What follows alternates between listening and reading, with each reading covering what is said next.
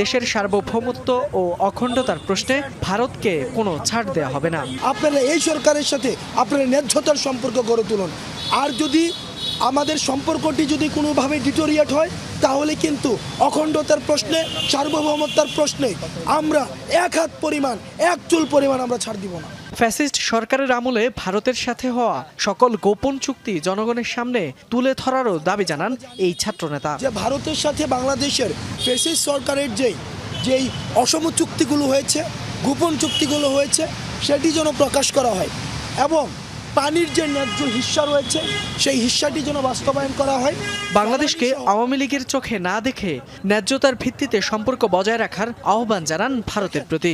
ভারত সবসময় আওয়ামী লীগের চোখ দিয়ে বাংলাদেশকে দেখেছে। ভারতের সাথে যে সম্পর্কটি সেটি জনগণের সাথে জনগণের সম্পর্ক হয়নি, সেটি রাষ্ট্রের সাথে রাষ্ট্রের সম্পর্ক হয়নি, বরং ভারতের সাথে আওয়ামী লীগের সম্পর্ক হয়েছে। ফয়সাল।